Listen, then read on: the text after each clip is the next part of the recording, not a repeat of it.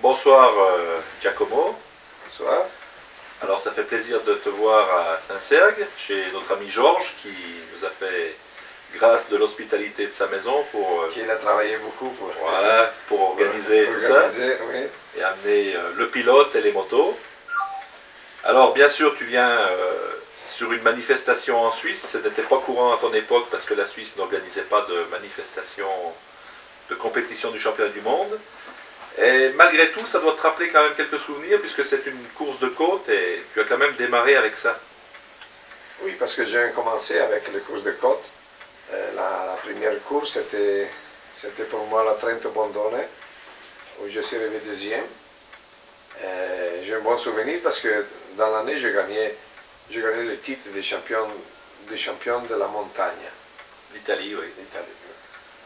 Alors tu étais donc à l'époque sur une moto qui te plaisait beaucoup, c'était la Morini. Et c'est là que tu as fait tes premières armes chez Morini et ça t'a amené assez vite, on va dire, au championnat du monde avec, on va dire, toute la famille qui était autour, puisque tu as toujours dit que tu étais dans une ambiance très chaleureuse chez Morini. Oui, parce qu'avant, j'ai acheté la moto. J'ai payé la moto chaque mois, j'ai payé, c'est-à-dire par mois, j'ai payé 3 francs. Ça va, oui, oui, mais à l'époque, 3, 4. très lire, c'était beaucoup. Hein. C'était beaucoup pour moi, parce que mon père ne voulait pas acheter la moto, alors je fais tout seul.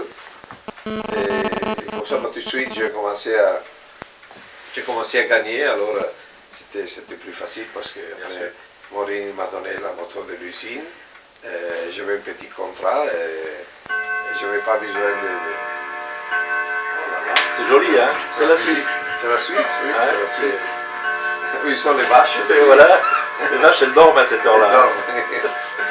Et comme ça, j'ai commencé parce que Morini, après la première victoire que j'ai fait à la Bologna-San Luca, tout de suite il m'a donné une moto de l'usine et j'ai commencé à gagner. Là, j'ai gagné les 2 titres de champion de la montagne et champion d'Italie de circuit. Et après, en 1964, je suis passé professionnel et il m'a donné la 250, la moto qu'il avait Provini. Et Provini est passé à la Benelli et comme ça, j'ai gagné dessus le championnat d'Italie de professionniste. Oui. Et à la fin de l'année, je dis à Morini que j'avais envie de faire le championnat du monde. La Morini ne faisait pas le championnat du monde, alors j'ai vu une proposition de Via Augusta et j'ai changé. C'était difficile parce que avec Morini, comme tu dis avant, c'était une grande famille. Exact. C'était une personne avec moi. C'est le jour que j'ai dit non, je parte, je signe, il m'est venu à chercher, il m'a donné pourquoi. C'était des questions d'argent. J'ai dit non, le problème c'est que j'ai envie de faire le championnat du monde et Via Augusta, il m'a donné la possibilité de faire ça. Et on se rappelle bien d'une image de toi, c'est une image où tu étais un peu dans le style de Provini à Monza, où tu avais fait un coup d'éclat à l'époque, puisque tu étais devant tous les cracks de l'époque, devant Redman, devant Provini aussi, et tu avais mené cette course en 64 avec la Morini, et c'est aussi ce qui t'a fait découvrir aux yeux de beaucoup de monde. Ah oui, c'était un jour fantastique pour moi. Je n'ai pas gagné parce que j'ai eu des problèmes. Mais je suis parti en tête et quand je suis passé le premier tour avant tout le monde, avant Jim Redman, avec Honda, Provini, Luigi Taveri, avec tous les Tom Phillips. Et comme ça, je suis passé en tête à la Parabolica et tout le monde il a dit bon, c'est une moto que nous ne connaissons pas parce que j'avais le numéro 15 et c'était la première fois pour moi. Et après j'ai eu des problèmes de vibration et alors j'ai coupé un petit peu parce que c'était pas possible d'aller comme ça, comme j'ai commencé. Mais de toute façon, c'était une grande expérience et comme tu as dit, c'est beaucoup de monde qui ont vu prestation. Voilà, la belle prestation. La belle prestation, alors après j'ai eu, comme ça dit, la possibilité de passer chez MV. Oui. Alors chez MV, je pense que comme tout jeune Italien de l'époque, tu étais très très passionné par la moto, par les courses. Je pense que déjà dans ta tête, MV, ça représentait un peu comme la Ferrari dans l'automobile. Il y avait aussi John Surtees, il y avait McElwood, bon, quand tu es arrivé, mais il y avait toute une lignée de grands pilotes et c'était vraiment une écurie très prestigieuse à l'époque. Oui, avant de signer avec MV Agusta, j'avais une autre proposition de Gilera. Gilera m'a fait une proposition très intéressante, économiquement. Économiquement, oui. Et moi, je dis non. J'ai décidé pour MV Agusta parce que je pensais que MV Agusta était une grande usine. Il avait une usine aussi, il faisait des hélicoptères. Oui, l'aéronautique, oui, tout ce qui était. Alors, l'aéronautique, alors je pensais que c'était à l'époque, nous avons une grande usine, et comme ça, je dis bien, peut-être MV Agusta, il a plus. Comme ça, plus de chance, plus de chance de gagner, il a plus de. Même de force, oui, de capacité. De capacité technique, comme ça. Alors, je dis bien, je pense que c'est mieux que je signe pour MV Agusta.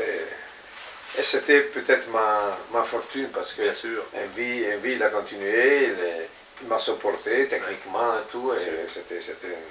Et tu es arrivé aussi dans une sorte de famille. Bon, il y avait les comptes, c'est une chose, mais très longtemps tu as été mécanicien. Je pense à Vittorio Carano, je pense à Lucio Castelli, à Ruggero Mazza.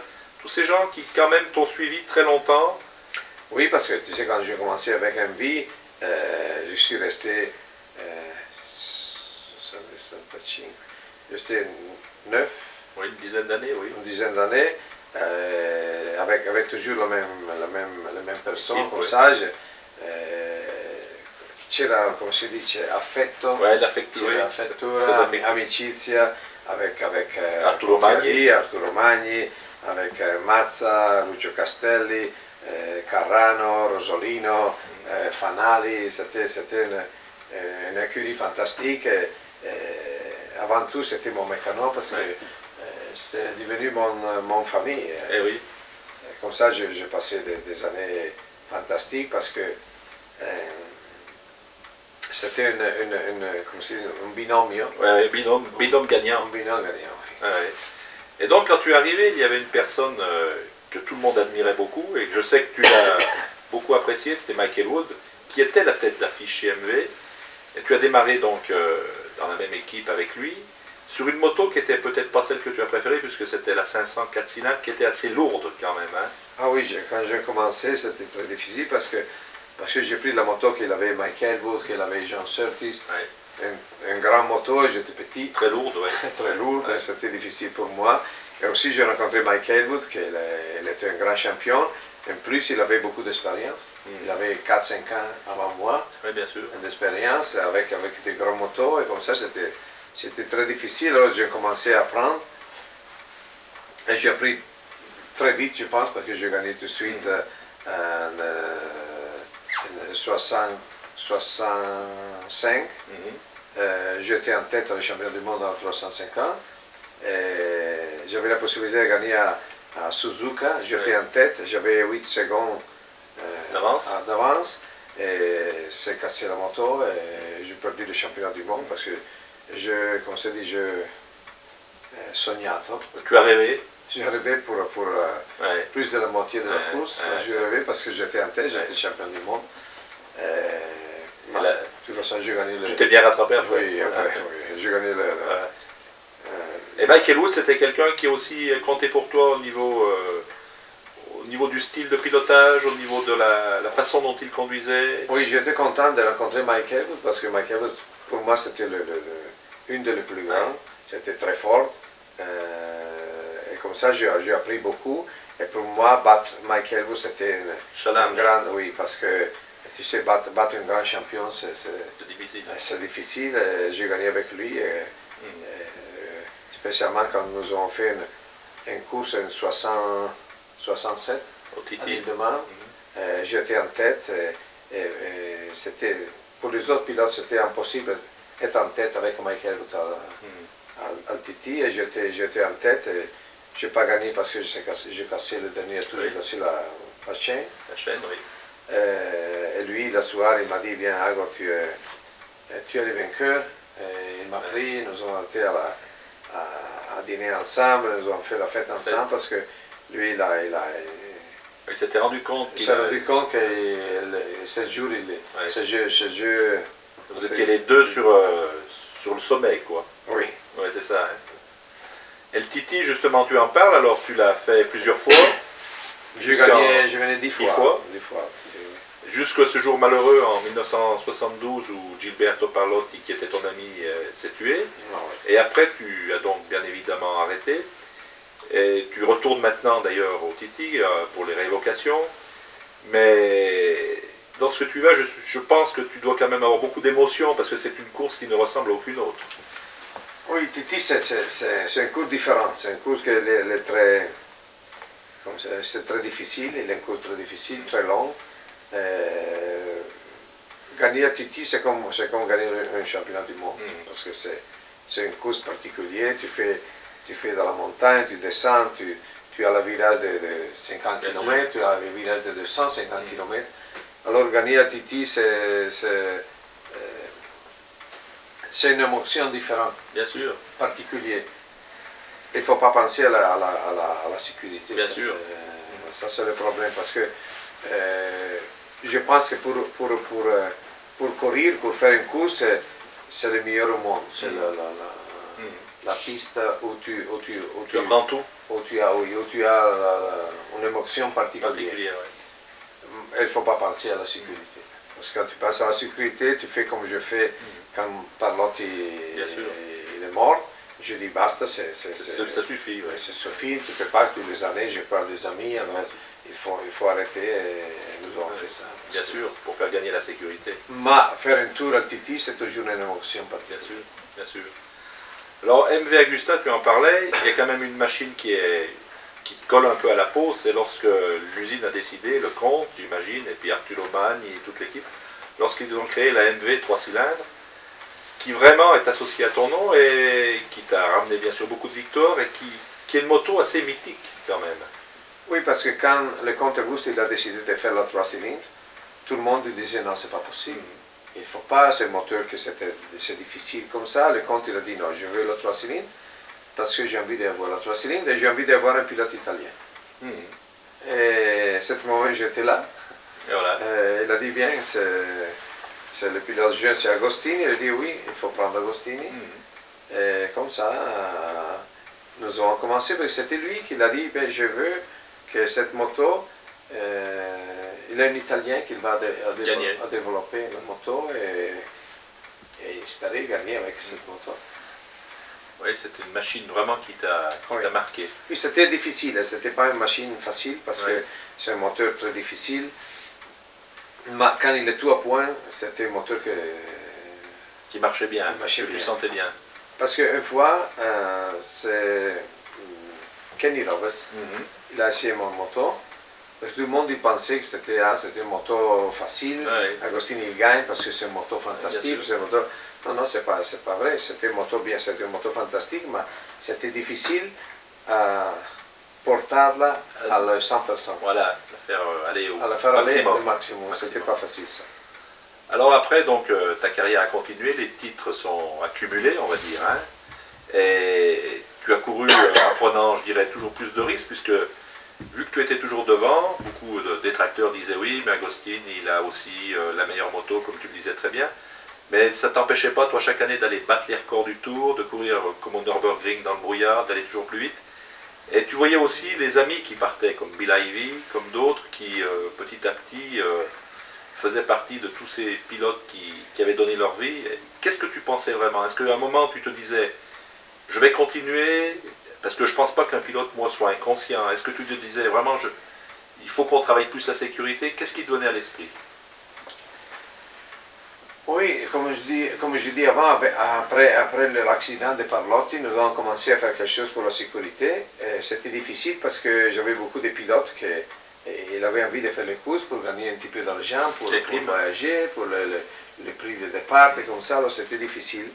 Alors ils disaient, tu es un pilote de l'usine, tu n'as pas besoin de ça. Et non, non, avant tout c'est la sécurité. Alors, tu sais, j'ai commencé doucement, doucement. Doucement, ils ont commencé à comprendre. Baricini m'a aidé à faire ça. Ferrid, il a commencé à comprendre que c'était le moment de changer. Et je pense que grâce à nous, maintenant, nous avons des circuits très sûrs. Tu as vu, il a des circuits où il tombe 30, 40 pilotes et il ne se fait rien. Ça, c'est grâce à nous que nous avons travaillé beaucoup pour faire évoluer les circuits comme ça. Et il y a une chose qui a dû être très impressionnante, c'est lorsque tu as décidé de passer aux deux temps, parce que tu avais senti venir un peu le vent, le deux temps prenait de l'ampleur de plus en plus, et tu t'es rendu compte que là, il fallait peut-être aller chez les Japonais. Oui, parce que je pensais que le 4 temps, il arrivait à la fin. J'ai vu que les deux temps, il arrivait avec des moteurs très puissants. Très puissants, très... Je peux. Bien sûr. Un moment.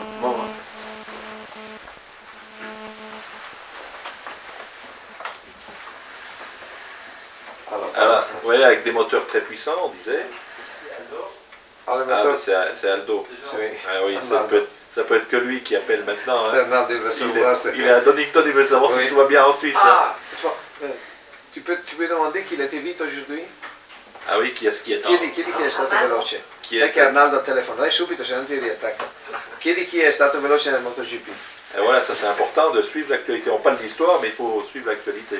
Oui, parce que j'aime les courses, j'aime savoir. Oui, bien sûr, on est tous pareils. Et donc, le deux temps, tu es arrivé, tu as fait bien sûr le coup d'éclat, tu as gagné tout de suite, mais... Oui, c'était difficile pour moi à changer parce qu'avec MV Agusta, comme vous nous ont dit avant, c'était mon famille. J'avais tout l'Italie, l'Italie, la MV Agusta italienne, Agostini italien.